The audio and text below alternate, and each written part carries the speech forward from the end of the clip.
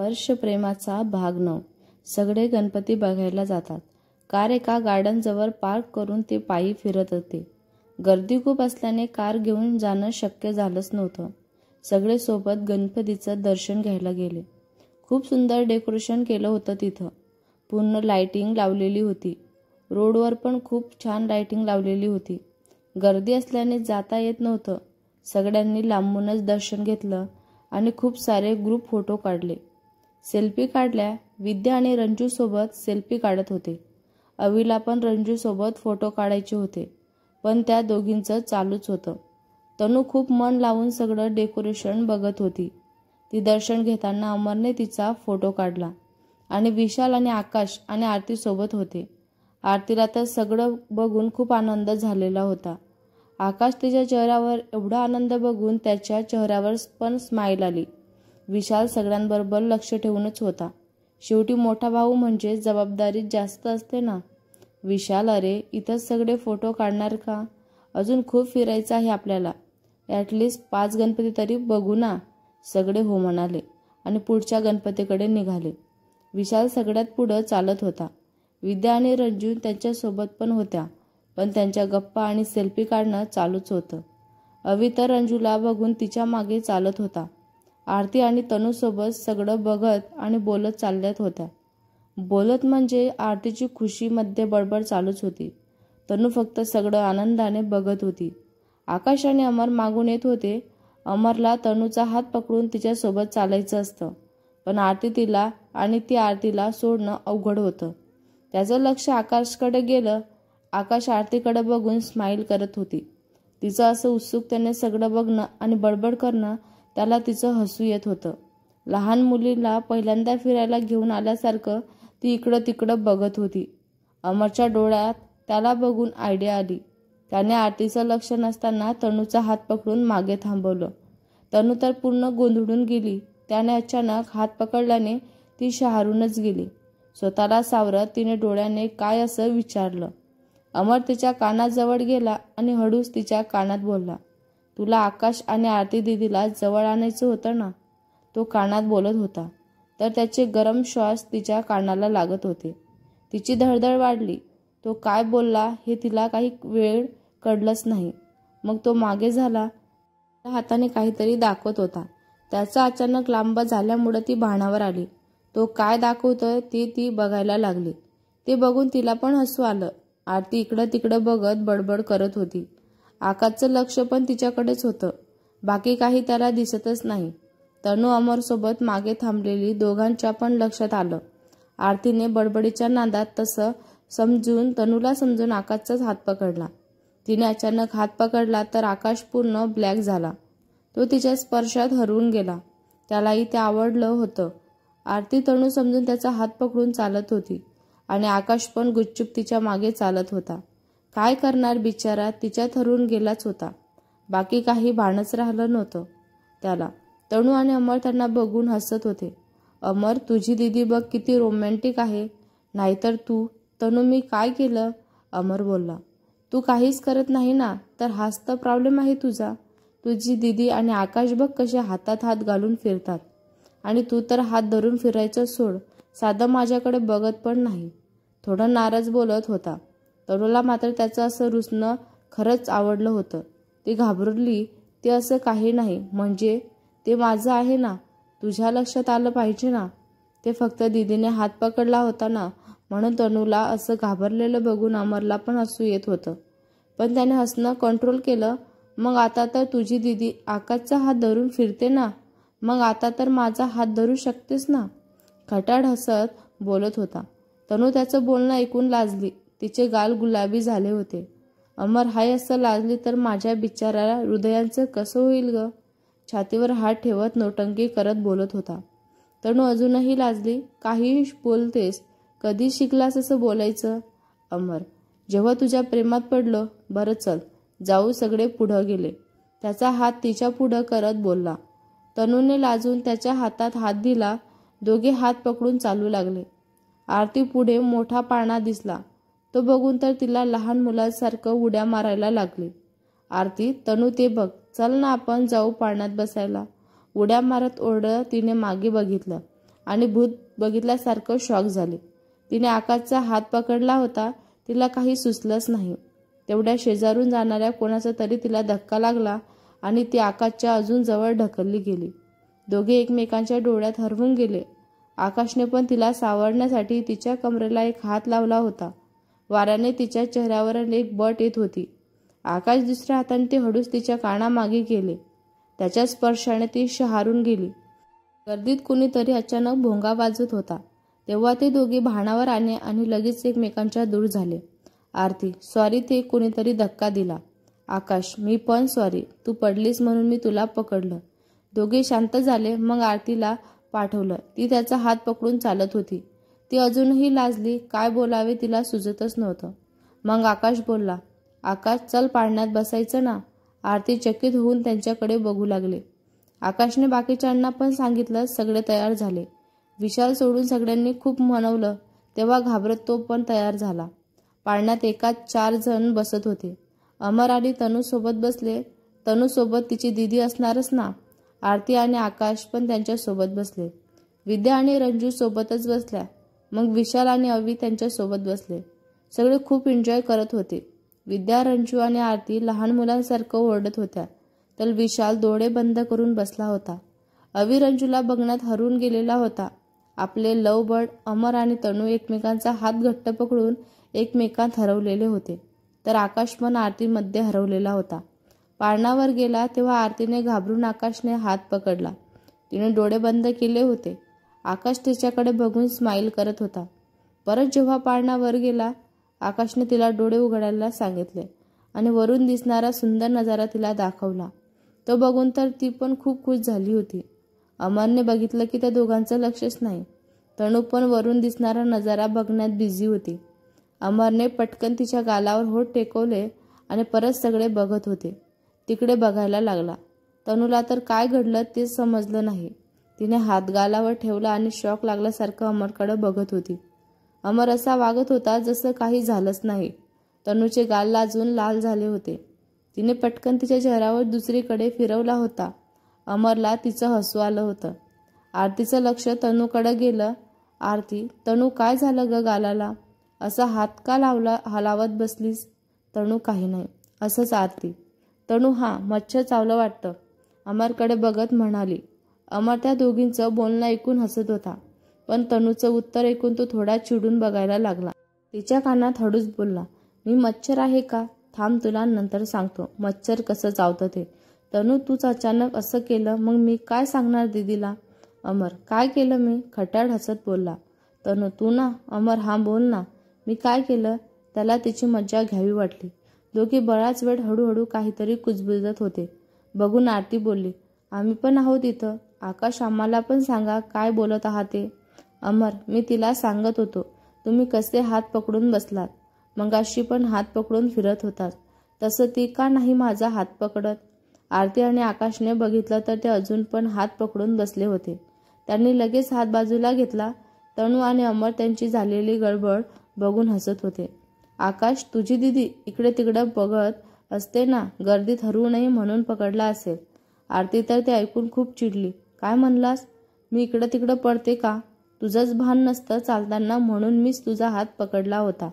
कुठं लक्ष असतं काय माहीत, कुठंतरी पडशील एखाद्या दिवशी. असं भान हरवून चालत राहतं. तर मी इतका वेळ तुझा हात पकडून चालत होते, पण तुला ते पण भान नाही. भान हरपून गुपचूप चालत होता. मला सांगायचं तरी मी तनू समजून तुझा हात पकडला होता. झाली एक्सप्रेस सुरू. बोलता बोलता सगळं बोलून गेली. लक्षात आल्यावर आकाशकडे पाहिलं तर तो डोक्याला हात लावून बसला होता. अमर आणि तनू पण तिचं बोलणं ऐकून हसत होते. आरतीने लाजून दोन्ही हात तोंडावर ठेवले. तेवढ्यातच पाळणा थांबला आणि सगळे पाळण्यातून उतरले. पुढचे गणपती बघू लागले. सगळ्यांना फिरून भूक लागली म्हणून तिथल्या एका हॉटेलमध्ये त्यांनी जेवण केलं. जेवण झाल्यावर परत फिरणं चालू. अमर आणि तनू मागे चालत होते. आरती आणि आकाश सोबत चालत होते, पण एकमेकांकडे बघायचं टाळत होते. दोघांना अजून लाजल्यासारखं होत होतं. अमरचं फिरताना एक स्टॉलकडे लक्ष गेलं. त्याने तनूला तिथं थांबवलं आणि स्टॉलकडे गेला.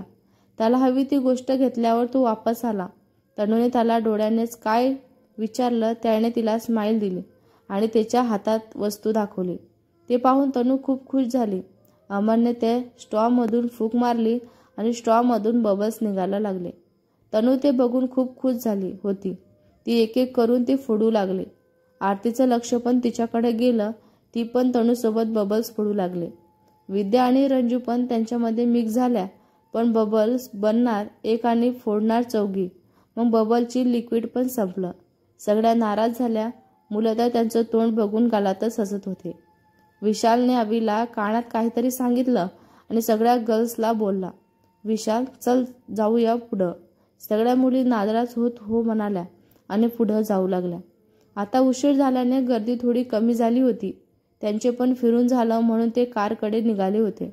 सगळे चालून थकले होते. विशालने इशाऱ्यात अवीला काहीतरी विचारलं. अवीने पण इशाऱ्यात काहीतरी सांगितलं. पुढं गर्दी कमी झाली हे बघून मुलं तिथंच थांबले. मुलींनी फक्त प्रश्नार्थक नजरेने त्यांच्याकडे बघितलं. अवी, विशाल, आकाश आणि अमरला गुपचूप काहीतरी दिलं. चौघी मुलींच्या भोवती चारही बाजूंनी थांबले. मुलींना काही कळलंच नव्हतं मुलं काय करताय ते. मुलींनी अवीला दिलेली वेट वस्तू बाहेर काढली. ते पाहून मुली खूप खुश झाल्या. ते बबल्स बनवायचं लिक्विड होतं. चारही बाजूंनी मुलं बबल्स बनत होते आणि मध्ये मुली खुश होऊन उड्या मारत होते आणि ते फोडत सुद्धा होत्या. त्यांना खुश झालेलं पाहून मुलं पण खूप खुश झाले. आता बबल जास्त होते आणि फोडणारे कमी. लिक्विड संपल्यावर चौघी त्यांना थँक्स बोलल्या आणि एक ग्रुप हग केली. कारमध्ये बसून सगळे घरी जायला निघाले. यावेळेस विद्या, रंजू आणि अवी विशालच्या कारमध्ये होते, तर तनू, आरती आणि आकाश अमरच्या कारमध्ये. यावेळेस आकाश ड्रायव्हिंग करत होता. अमर तनू शेजारी मागे बसला होता, म्हणून आरतीला आकाशसोबत पुढं बसावं लागलं होतं. गाडीत खूप शांतता होती. मग आरतीला बोर होऊ नये म्हणून अमर आणि तनू हात हातात घेऊन एकमेकात हरवलेले होते. त्यांना आजचा दिवस संपू नये असं वाटत होतं. पण आरतीला शांत बसायची सवयच नव्हती, म्हणून तिने रेडिओ चालू केला. तेरी नजर ने क्या कर दिया, मुझसे ही मुझको जुदा कर दिया.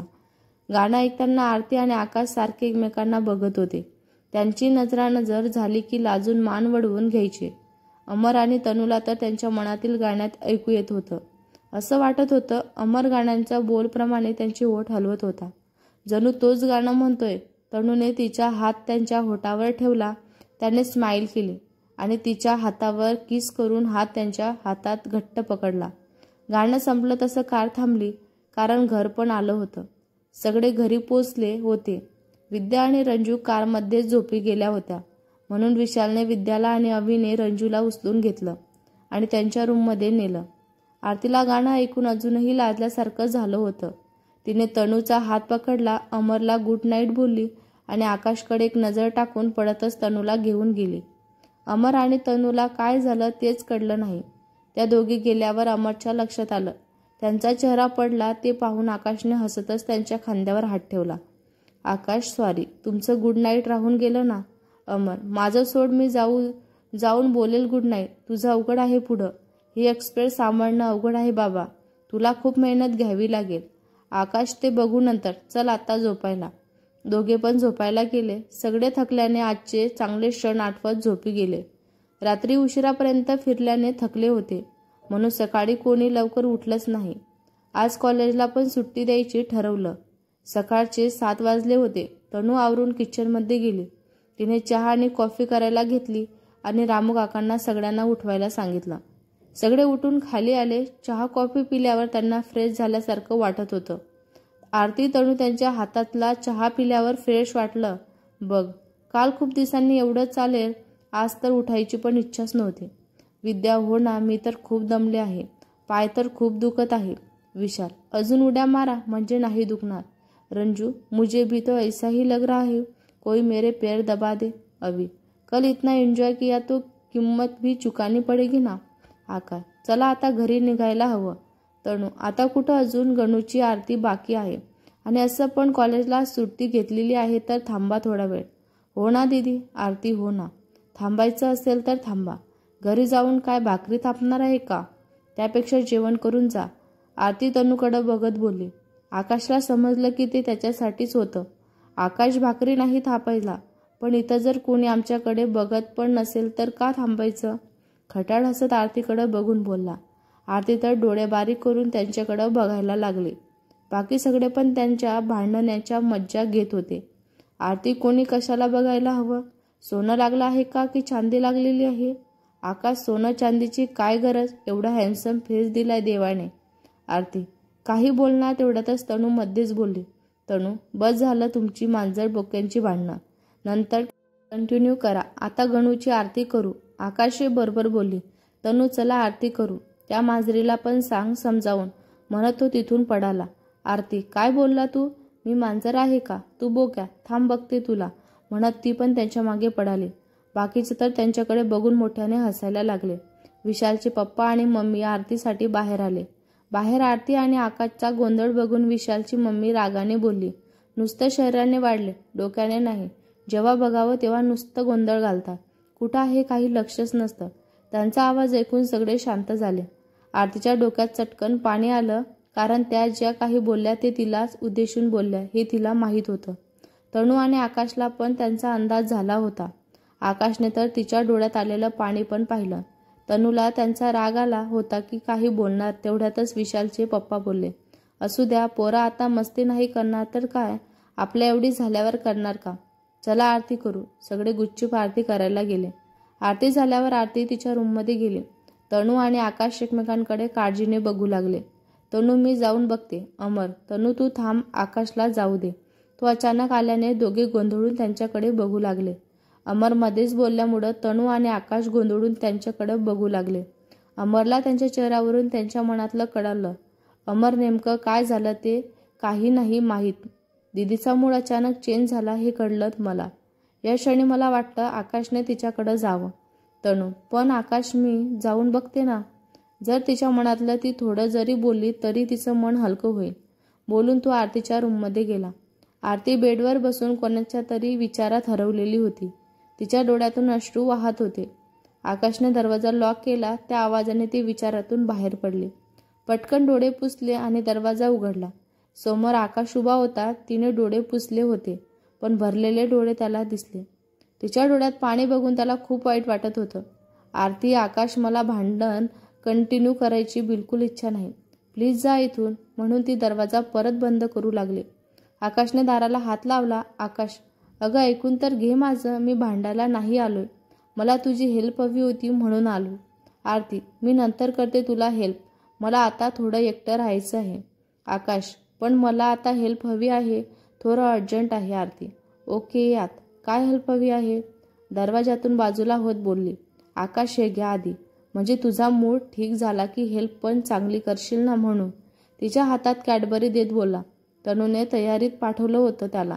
आरतीने कॅडबरी घेतली. नेहमी तिला तनू चॉकलेट घेऊन येत होती. तिच्या विचारांमध्ये ती विसरली की आज तिला आकाशने कॅडबरी दिली आहे. सवयीप्रमाणे तिने एक बाईट त्यांच्या तोंडासमोर धरला. बाकी कॅडबरी खायला सुरुवात केली. ती तिच्यात विचारात होती, पण तिने कॅडबरीचा एक बाईट आकाशला समोर धरला हे पाहून आकाशला तिचं हसू आलं. त्याने पटकन ते खाल्लं. काही वेळ तो तिला बघतच हरून गेला होता. आरतीची कॅडबरी संपली तेव्हा ती परत भानावर आली. तिने बाजूला बघितलं तर आकाश तिच्याकडं एकटक बघत होता. तिने त्याच्या डोळ्यासमोर चुटकी वाजवली तेव्हा तो भानावर आला. आरती, तुला माझी हेल्प हवी होती ना, बोल मग. आकाश, ते सगळ्यांनी आज अवीच्या घरी जायचं ठरवलेलं आहे, तर त्यांच्या भावंडासाठी चॉकलेट घेऊन जायचं आहे. मग मला वाटलं तुला चॉकलेटबद्दल जास्त माहिती असेल, मग तुलाच घेऊन जावं चॉकलेट घ्यायला.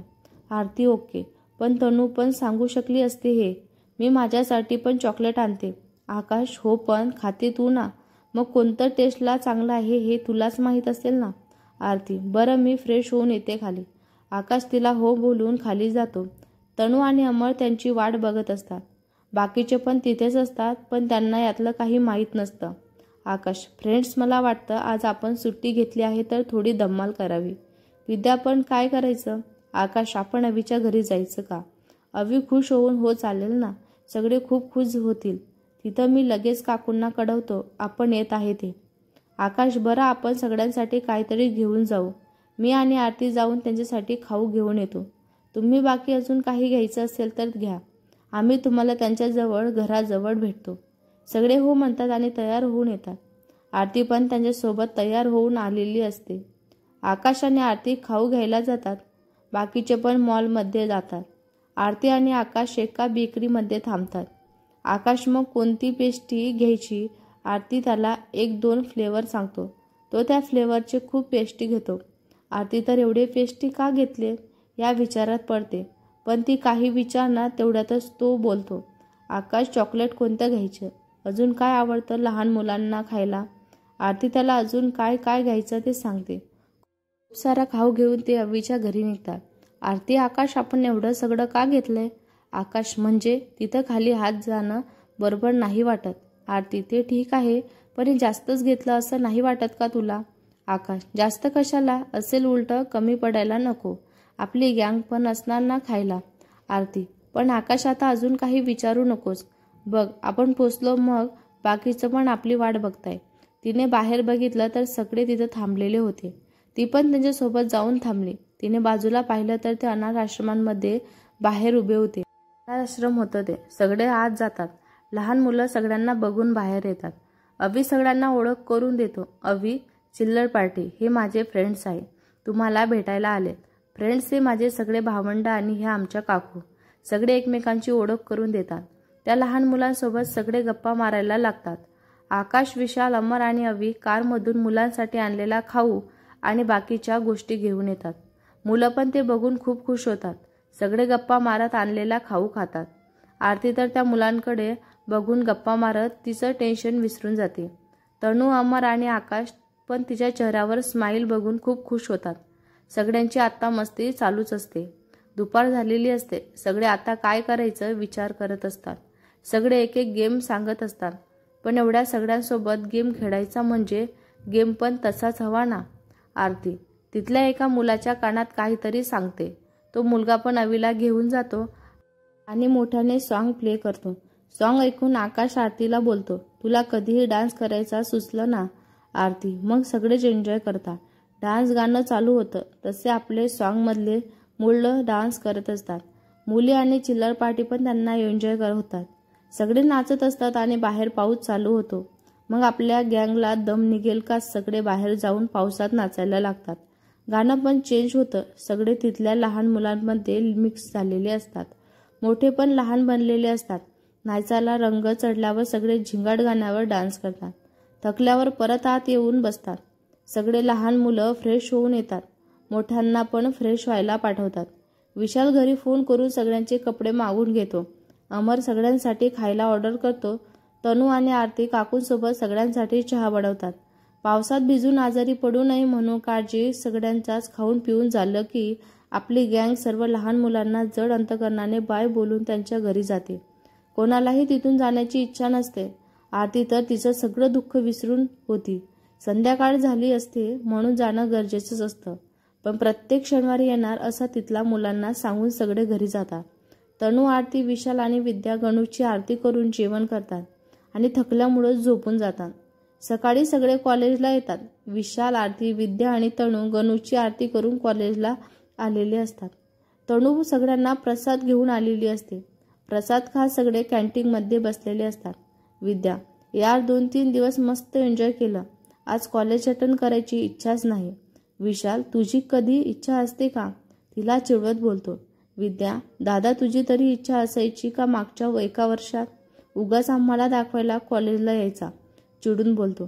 त्याचा चेहरा उतरतो. नंतर लक्षात आल्यावर जीभ चावत त्याला सॉरी बोलते.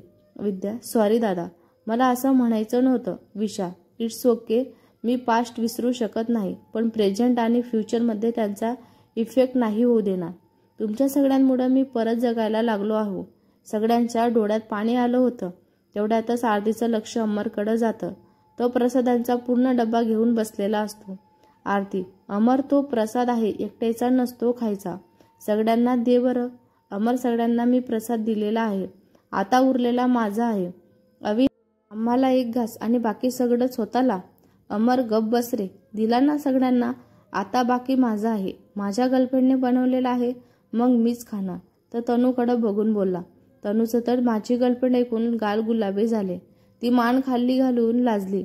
विशाल, तुला काय माहीत प्रसाद कोणी बनवला, दे इकडं, माझ्या बहिणीने बनवलेला आहे. सगळे प्रसादावरून भांडायला लागले. अमर भांडता भांडता प्रसाद खात होता. भांडणाच्या नादात कुणाचं लक्ष नाही गेलं, प्रसाद संपल्यावर त्याने डब्बा बंद केला आणि ओढून सगळ्यांना थांबवलं.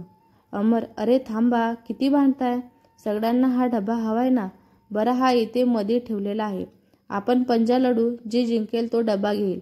विद्या आणि तुम्ही मुलं जिंकाल, आम्हाला चान्स नाही भेटणार. दुसरं काहीतरी बोल. अमर, बरं तुम्ही ठरवा. मला तनूसोबत काही काम आहे, मी येतो लगेच. चल तनू. कोणी काही बोलायच्या आधी तो तनूचा हात पकडून तिला तिथून घेऊन जातो. सगळे कन्फ्यूज होऊन तो गेला त्या दिशेने बघत असतात. आकाश बोलतो, इतका वेळ तर डब्बा देत नव्हता, आता काय झालं याला? बोलून त्याने डब्बा उघडला तर डब्बा रिकामा होता. सगळे त्या डब्यांकडे एकदा आणि अमर गेला त्या दिशेने एकदा बघत होते.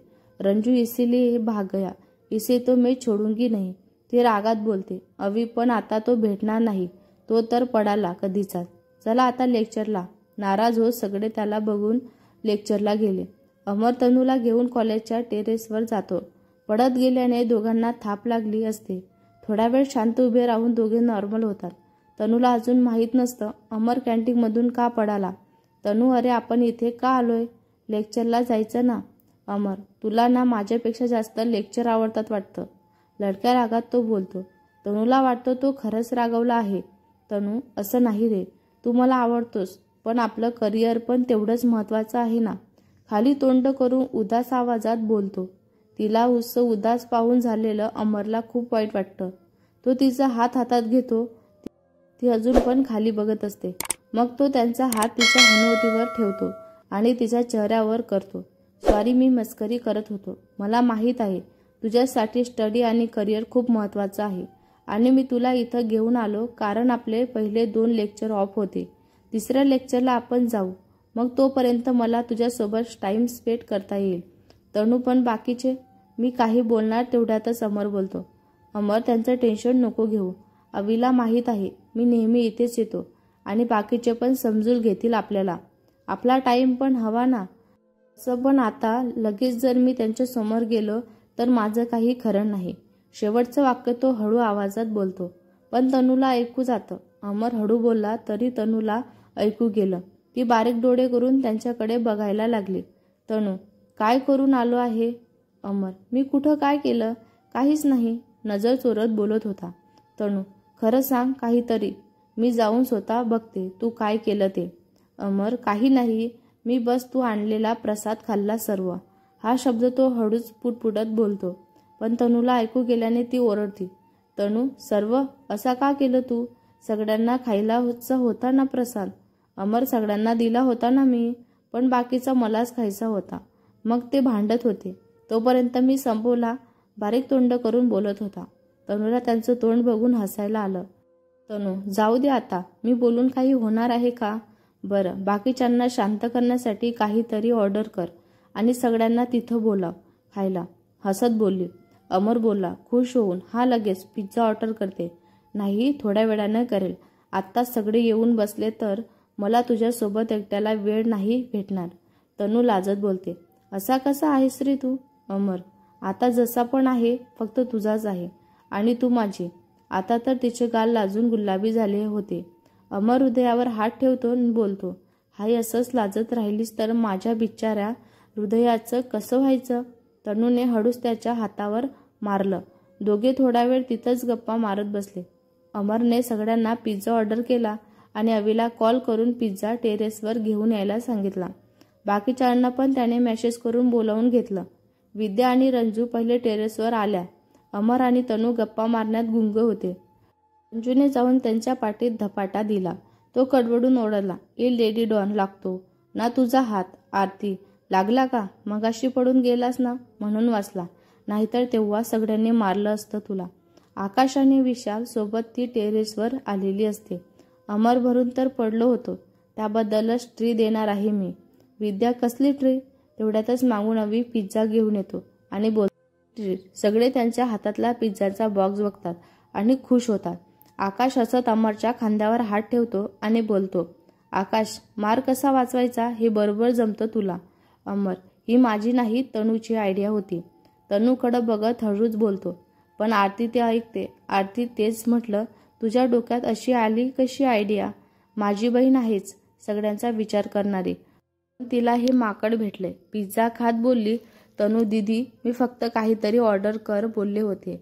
सगळ्यांना पिझ्झा आवडेल हे त्यानेच ठरवलं आणि ऑर्डर पण केलं.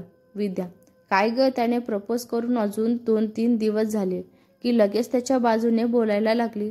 तनूला चिडवत बोलली. त्यावर तनूला काय बोलावं सुचतच नव्हतं. मी नाही, कोणाची बाजू नाही घेत, ती अडखडत बोलली. सगळे तिची उडालेली धांदल बघून हसू लागले. तिला तर खूप लाजल्यासारखं झालं. तिने हळूच अमरकडे नजर टाकली. तो पण तिला बघून हसत बोलला. त्याची नजर झाली तेव्हा त्याने तिला डोळा मारला. तनूचे पहिले डोळे मोठे झाले, मग लाजून मान खाली घातली.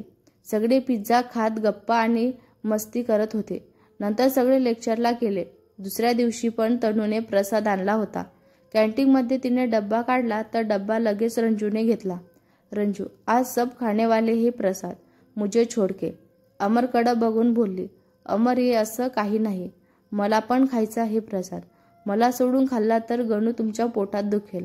सगळ्यांना त्याचं बोलणं ऐकून हसू आलं. आरती, आम्हाला काही नाही होणार. तुला झालं होतं का काल? अमर, मी तुम्हाला सगळ्यांना प्रसाद दिला होता म्हणून नाही झालं, पण तुम्ही दिलाच नाही तर पोट दुखेल तुमचं. विशाल, दुखू दे, पण आज तुला या डब्यातला एकही घास भेटणार नाही. अमरचा चेहरा उतरतो. सगळे डब्बा खोलून प्रसाद खात असतात आणि त्याची तारीफ पण करत असतात. अमर लहान मुलासारखा नाराज होऊन तिथून निघून जातो. तनू पण त्याच्या मागे जाते. तो क्लासमध्ये जाऊन बसतो. लेक्चरला अजून वेळ असतो म्हणून जास्त मुलं नसतात. क्लासमध्ये तनू त्यांच्या जवळ जाऊन बसते. तो तिला बघतो आणि चेहरा फिरवतो. तनू, अरे त्याचा राग माझ्यावर का काढतोस? अमर, तू पण काही बोललीस ना तिथं, मग तुझ्यावर पण रुसलो आहे मी. तू खाल्ला असेल त्याच्यासोबत डब्बा. तनू, पण मी नाही खाल्ला. अमर खुश होतो, पण तरी रुसल्याचं नाटक करतो. मग जा खाऊन घे. तनू, तो डब्बा मी त्यांच्यासाठीच आणला होता, मग मी नाही खाल्ला. अमर, म्हणजे त्याच्यासाठी फक्त माझ्यासाठी नव्हता का? तनू हसते आणि बॅगेतून दुसरा डब्बा काढते. त्याच्यासमोर डब्बा ठेवते. डब्बा बघून अमर खूप खुश होतो आणि डब्बा खोलतो, पण आत नाही. तनू, काय झालं, खा की, हा फक्त तुझ्यासाठी आणला होता डब्बा. खुश. अमर नकारात्मक मान हलवतो. आणला आहेस तर भरव. पण तनू त्याचं ऐकून लाजते. इकडं तिकडं बघते. अमर, आपण क्लासमध्ये आहो, गप खा. बाकीचे आले तर हा डब्बा पण खातील. अमर, कोणी नाही आहे क्लासमध्ये, जास्त नाही, पण एक घास भरू शकतेस ना? एवढं बोलेपर्यंत तू भरवलं पण नसतं. तनू इकडं तिकडं बघते आणि पटकन एक घास त्याला भरवते. तो खूप खुश होतो. तो पण तिला एक घास भरवतो. बाकीचं तो पटकन खायला लागतो. तेवढ्यातच अवी, विद्या आणि रंजू येतात. अवी, झालं का भरवून? तनू लाजून मान खाली घालते. अमर स्माईल देत खात असतो. तिघे त्यांच्या जवळ जातात. विद्या बोलते, तनू, त्यांच्यासाठी सेपरेट आणलं होतं की काय? हा कुठला न्याय? आम्हाला सगळ्यांना एक डबा आणि त्याला एकट्याला एक. तनू, गप्प बस, घरी खाल्ला ना. विद्या काही बोलणार तेवढ्यातच त्यांचं लेक्चर चालू होतं. सगळे लेक्चर अटेंड करतात. त्यानंतर रोज तनू अमरला सेपरेट डबा आणते. तसेच हसत खेळत दिवस जातात. विसर्जनाचा दिवस जवळ येतो. रात्री विशाल, विद्या, आरती आणि तनू जेवण करून गार्डनमध्ये बसलेले असतात. तनू उद्या गणू जाणार, ती खूप उदास झाली असते. विद्या, हो ना, गणूमुळे आपण किती एन्जॉय केलं ना सगळे. सकाळ आणि संध्याकाळ कशी एकत्र जमतात. मग कोणाला कितीही काम असो. आतापर्यंत आधीचं रुटीन चालू होणार. आरती, अरे असं उदास नका होऊ. गणूचं विसर्जन हसून करतात, रडून नाही. विशाल, हो, आणि पुढच्या वर्षी येतील ना गणू परत, तेव्हा आपण अजून एन्जॉय करू. पण मी मिस करेल हे सगळं. आरती, आपले सण असतात फॅमिलीसोबत एन्जॉय करण्यासाठी. गणू जाणार मग काय झालं, अजून बरेच सण आहेत आणि सण नसला तरी आपण सोबत आहोत ना, मग कसंही एन्जॉय करू शकतो. विद्याला ते पटतं. ती होकारात्मक मान हलवते. सगळे उद्यांची प्लॅनिंग करून झोपायला जातात. भेटूया पुढच्या भागात. हा भाग तुम्हाला कसा वाटला कमेंट करून नक्की सांगा. व्हिडिओ आवडला असल्यास लाईक करा, शेअर करा, आमच्या चॅनलला सबस्क्राईब करा. धन्यवाद.